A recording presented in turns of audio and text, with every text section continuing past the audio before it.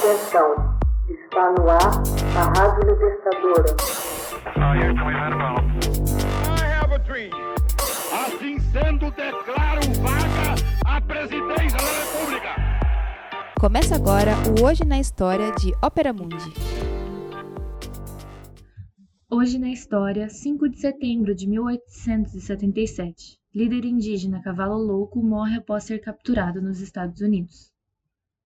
Em 5 de setembro de 1877, o grande líder indígena norte-americano Cavalo Louco, ou Crazy Horse em inglês, foi morto após ter sido feito prisioneiro. Ele foi atravessado por uma baioneta de um dos guardas do Camp Robinson sob a alegação de uma suposta tentativa de fuga.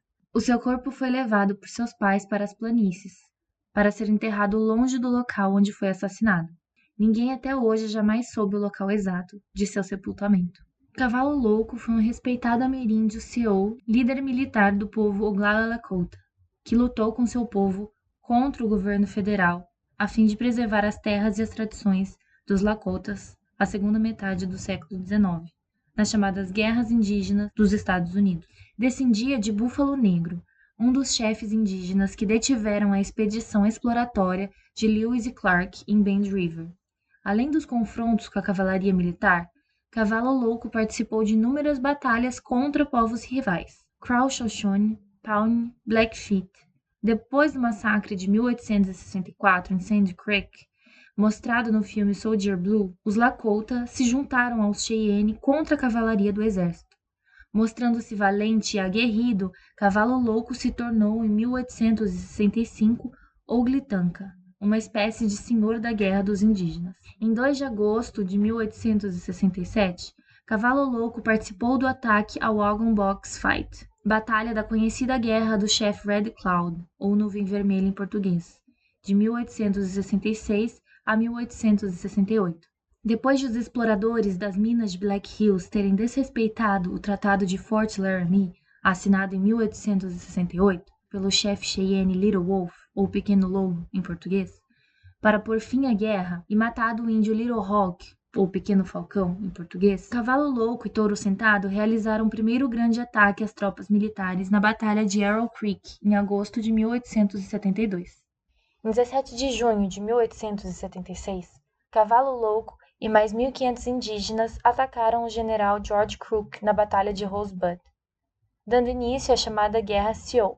No dia 25 de junho de 1876, uma surpreendente ação de 3.000 indígenas dos grupos Sioux e Cheyenne, liderada por Cavalo Louco e Touro Sentado, conseguiu acabar com o general George Armstrong Custer e seu destacamento, naquela que ficou consagrada como a Batalha de Little Big Horn. Nenhum soldado norte-americano sobreviveu para contar a história, e apenas versões indígenas registraram o massacre daquele verão das planícies do estado de Montana, nos Estados Unidos. Cavalo Louco empreenderia a maior batalha contra a cavalaria em 8 de janeiro de 1877, em Wolf Mountain, também em Montana. E em 5 de maio de 1877, renderia-se junto ao seu povo, cansado e faminto, às tropas do general Crook, em Nebraska. Cavalo Louco jamais se deixou fotografar. Dizia que a fotografia rouba a alma das pessoas. Em 1947, começou a construção do monumento em homenagem a Cavalo Louco, situado no Monte Thunderhead, em Custer, Dakota do Sul, pelo escultor Korzak Ziolkowski, em lugar escolhido pelo filho de Cavalo Louco. O monumento tem 170 metros de altura e 195 de comprimento, e representa o líder indígena montado em seu pônei. Nele se lê: Chefe Crazy Horse, Oglala chefe guerreiro da nação Sioux, morto próximo a este monumento em 5 de setembro de 1877. Um grande chefe de caráter heróico, lutou até o fim para garantir a terra nativa para os povos indígenas. O genocídio dos povos indígenas nos Estados Unidos durante o século XIX, que resultou no massacre de milhões e na destruição irreversível de várias culturas, disfarçado sob a máscara de uma guerra indígena, teve características próprias que diferem do que aconteceu no restante do hemisfério norte-americano. A limpeza étnica do oeste norte-americano tornou-se política oficial do governo, que passou a declarar guerra às populações indígenas sob qualquer pretexto. Os Apaches foram destruídos pela ação do exército após a entrada ilegal de exploradores mineiros e bandidos em seu território.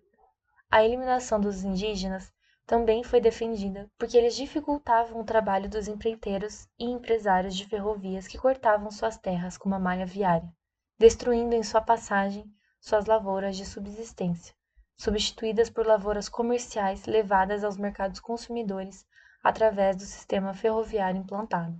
Os indígenas foram paulatinamente empurrados pelo governo norte-americano para territórios cada vez mais áridos, inférteis, isolados e diminutos.